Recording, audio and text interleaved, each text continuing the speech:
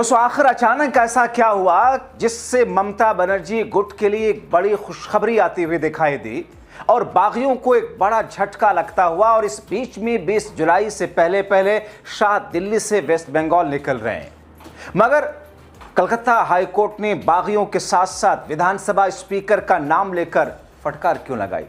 विस्तार से आपको सब कुछ बताते हैं दोस्तों, अगले चंद मिनट मेरे साथ में जरूर रहें क्योंकि यह खबर बेहद महत्वपूर्ण है। दोस्तों दरअसल बीते 24 घंटों में कुछ ऐसा घटा जिसने बंगाल की राजनीति में एक बार फिर से उथल पुथल मचा दी है।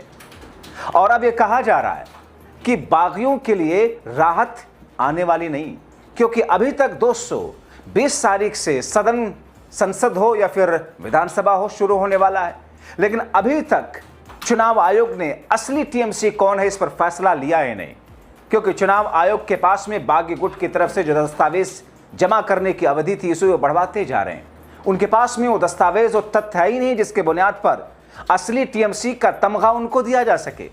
मगर इन तमाम चीजों के बीच में दोस्तों राजनीतिक घटनाक्रम ने 360 डिग्री का नया मोड़ लिया है और इसी बीच में शाह पहुंचेंगे बंगाल। दोस्तों आपको फटाफट खबरें दिखाते हैं, कलकत्ता हाईकोर्ट ने किस तौर पर फटकार लगाई और कैसे चुनाव आयोग का नाम लेकर के स्पीकर की क्लास लगाई है। अब दोस्तों यह स्थिति ऐसी है कि मानो ममता गुट की बिन मांगे मुराद पूरी हो गई। पश्चिम बंगाल विधानसभा में बागी नेता ऋतव्रत बनर्जी को नेता प्रतिपक्ष बनाए जाने पर कलकत्ता हाईकोर्ट ने रविंद्र बोस जो कि विधानसभा के अध्यक्ष हैं उनका नाम लेकर के सवाल उठाया और पूछ लिया कि आखिर स्पीकर नेता प्रतिपक्ष नियुक्त करने में इतनी हड़बड़ाहट क्यों दिखाई, किस बात की जल्दी थी, क्या आप चाहते थे। हाईकोर्ट के जस्टिस चंपा सरकार ने स्पीकर रविंद्र बोस का बाकायदा नाम लेकर भाजपा के हक में फैसला लेने के लिए फटकार लगाई। बाकायदा बंगाल विधानसभा के स्पीकर का नाम लेकर दोस्तों, जैसे सरकार ने कहा किसी गैर कानूनी कदम को अंतिम कदम के तौर पर स्वीकार नहीं किया जा सकता है, जैसे सरकार ने कहा, लेकिन जब तक चुनाव आयोग फैसला नहीं कर देता, उसका फैसला नहीं आ जाता दोनों गुटों में जो टीएमसी बटी है, तब तक स्पीकर ने कैसे फैसला ले लिया कि असली टीएमसी यही है और इसी टीएमसी के नेता को नेता प्रतिपक्ष बनाना है। मेरा सवाल बस इतना है, कौन जवाब देगा। दोस्तों हाईकोर्ट ने भाजपा और स्पीकर को फटकार लगाते हुए क्या कहा, उसने कहा कि असली टीएमसी कौन है इस पर चुनाव आयोग को अभी फैसला करना है। तो स्पीकर ने जल्दबाजी क्यों दिखाई। जज ने टिप्पणी करते हुए कहा जब चुनाव आयोग को फैसला करना है तो स्पीकर ये क्यों तय कर रहे हैं कि कौन सी पार्टी असली है, कौन से असली विपक्ष हैं, उसका नेता कौन है, और किसी एक को विपक्ष का नेता घोषित कर रहे थे। जब इससे जुड़ा एक और मामला पहले से ही सुप्रीम कोर्ट में लंबित है, जब मामले का फैसला चुनाव आयोग को करना है तो विधानसभा स्पीकर को यह फैसला करने की इतनी जल्दबाजी क्यों है। दोस्तों अपने आप में कलकत्ता हाईकोर्ट के जरिए लगाई गई ये लताड़ और फटकार और सवाल दरअसल ये दर्शा रहा है कि बीजेपी का, चुनाव आयोग का और विधानसभा के स्पीकर के बीच में एक ऐसा नेक्सस जिसने सारी चीजों की धज्जियां उड़ाते हुए संविधान, कानून, नियमों को ताक पर रख करके सारे फैसले लिए हैं, जिसकी लाठी उसकी भैंस। दरअसल दोस्तों जस्टिस सरकार पूर्व मुख्यमंत्री ममता बनर्जी की करीबी शोभन देव चट्टोपाध्याय की याचिका पर सुनवाई कर रही थी। चट्टोपाध्याय विपक्ष के नेता के पद के लिए ममता बनर्जी के पसंद थे।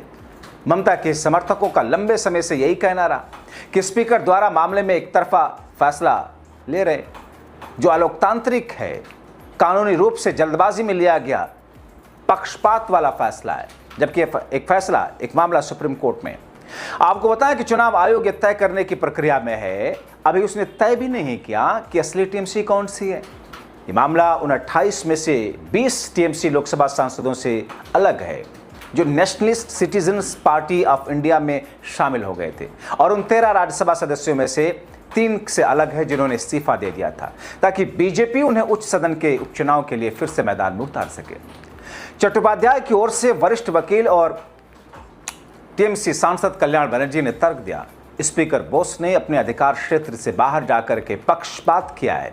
इस नियुक्ति को कम से कम तब तक रोक दिया जाना चाहिए जब तक कि चुनाव आयोग इस मामले पर फैसला न कर ले। ऋतव्रत बनर्जी की ओर से वकील जयदीप कर और राज्य सरकार की ओर से एडिशनल एडवोकेट जनरल बिलवदल भट्टाचार्य ने कोर्ट को समझाने की कोशिश की कि साहब इसे स्पीकर बोस का एक अंतिम कदम माना जाए, एक अंतरिम कदम माना जाए। लेकिन दोस्तों ये अपने आप में तो सवाल है और इस सवाल को हाईकोर्ट ने उठाया। इस बीच में दोस्तों आपने देखा किस तरीके से ममता बनर्जी की पार्टी से एक एक करके लोग छिटक रहे हैं। ममता ने इसीलिए कहा कि दोस्तों अभी तो असली लड़ाई बाकी है, अभी तो हाई कोर्ट ने जो कहा उसके बाद में उसका फैसला आना है। अभी तो चुनाव आयोग के बाद जो स्थिति है उस स्थिति में चुनाव आयोग को फैसला लेना है, और चुनाव आयोग नियमों को ताक पर रखकर, संविधान को ताक पर रखकर, हमने जो दस्तावेज जमा किए हैं उसको ताक पर रखकर फैसला नहीं ले सकता, क्योंकि चुनाव आयोग के आगे भी सुप्रीम कोर्ट है। लेकिन इसी बीच में कुछ और लोग ममता के हाथ से तोड़ लिए गए, छीन लिए गए। ममता ने कहा कि और भी लोग हो सकते जो बाहरी दबाव में टीएमसी छोड़ने की योजना बना रहे हो, जो लोग भाजपा और पुलिस के दबाव में या अदालती मामले, ईडी, सीबीआई, सीआईडी, स्थानीय पुलिस अधिकारियों या एसटीएफ के दबाव में। उनसे मेरी गुजारिश है कि 21 जुलाई से पहले पहले अपना फैसला ले लें। अगर लगता है आपको कि आप ऐसे दबाव में आगे झुककर ही टिके रह सकते हैं तो कृपया जहाँ जाए चले जाएं, भले इसका मतलब बीजेपी में शामिल होना हो, लेकिन उस पार्टी को बदनाम ना करें जिसे हमने मिलकर बनाया है। आपको अपनी आज़ादी का इस्तेमाल करने का पूरा अधिकार है, लेकिन मैं आपको भरोसा दिलाती हूँ कि इससे हम कमज़ोर नहीं होंगे। वो कहती हैं, ममता ने कहा, कुछ लोग दबाव झेल नहीं सकते, जो लोग हमें छोड़ रहे हैं वो भी गुप्त रूप से हमारे संपर्क में। अब दोस्तों ममता बनर्जी का यह कहना कि जो लोग छोड़ रहे हैं वो गुप्त रूप से हमारे संपर्क में, यानी कि दोस्तों ममता बनर्जी का ये दांव ये दर्शाता है कि आने वाले दिनों में कुछ चीज़ें बदलेंगी।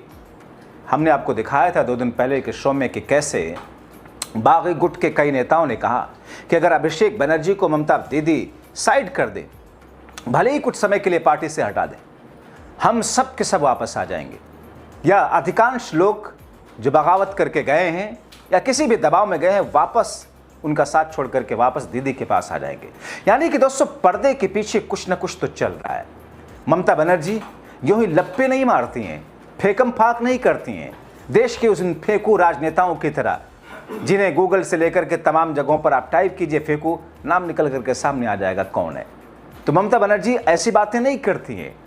लेकिन दोस्तों ये दर्शा रहा, ये बता रहा कि दरअसल पर्दे के पीछे की कहानी है कुछ ना कुछ ऐसी, जिसकी बुनियाद पर अभी बहुत कुछ होना बाकी है और जिसमें भाजपा के चुनाव आयोग की थू-थू होना बाकी है।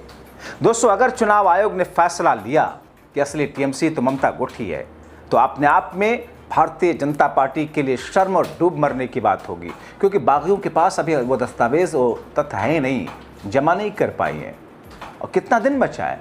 महज 2 दिन, 20-21 तक ये फैसला लेना है, मगर चुनाव आयोग फैसला नहीं ले रहा, क्योंकि बागी और वक्त पे वक्त मांगे जा रहे हैं। मगर इसी बीच में दोस्तों खबरें ही हैं, बीते दिनों अमित शाह गए थे जब बंगाल में डॉक्टर श्यामा प्रसाद मुखर्जी की प्रतिमा के अनावरण के लिए उनकी 125वीं जयंती पर, और अब ये कहा जा रहा है कि एक बार फिर से अमित शाह बंगाल पहुंच रहे हैं।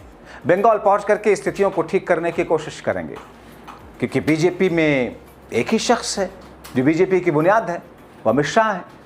बाकी मोदी तो चेहरा है अन्ना हजारे की तरह, जैसा कि अरविंद और अन्ना हजारे आए थे एक आंदोलन करने संघ और भाजपा की बुनियाद पर। अन्ना बेचारे कहाँ पड़े हुए हैं, केजरीवाल राज कर रहे थे, मगर उनको नहीं पता कि एक और बड़ा मगरमच्छ बैठा हुआ है जो उनको भी खा जाएगा। खा गया। दोस्तों बीते दिनों भी ये खबर आई थी कि ममता बनर्जी के संपर्क में कुछ बागी सांसद, बागी विधायक हैं, लेकिन इन खबरों को लेकर के अपुष्ट खबरें हैं। जाहिर तौर पर ऐसी खबरों का आधिकारिक तौर पर वर्णन नहीं होता है। जो संपर्क साधना चाहता है या जिनसे संपर्क साधने की कोशिश होती है, दोनों तरफ से खामोशी होती है। जब चीज़ें परिपक्व होने लगती हैं, जब चीज़ें फाइनल स्टेज को क्रॉस करने लगती हैं, तब जा करके उसे बताया जाता है। आप उधर ठाकुरे वाले मामले को देख लें, उनके सांसदों को जाने का उससे पहले कहा गया क्या साहब, वो जैसे मरीज़ की सर्जरी से पहले सारे टेस्ट होते हैं, रिपोर्ट आती है, रिपोर्ट चेक किया जाता है, उसके आधार पर तैयारी की जाती है और फाइनली सर्जरी की जाती है। तो दोस्तों ऐसी स्थिति में ममता का यह कहना कि सीक्रेटली मेरे संपर्क में बागी हैं, तो क्या ये मान लिया जाए कि ममता, अभिषेक, उनकी पार्टी टीएमसी अभी उसी अंदाज में जिंदा है जिस अंदाज में उन्होंने खड़ा किया था? सिर्फ कुछ बागी, गद्दार या फिर यूं कहें अपनी महत्वाकांक्षा को सामने रखने वाले वो लोग थे जो झड़ गए।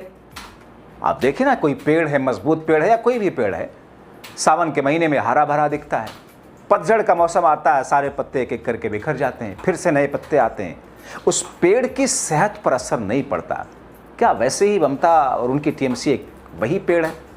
इंतजार करना होगा दोस्तों। इन तमाम चीज़ों को लेकर के आप क्या सोचते हैं, अपने राय कमेंट बॉक्स में ज़रूर लिखें।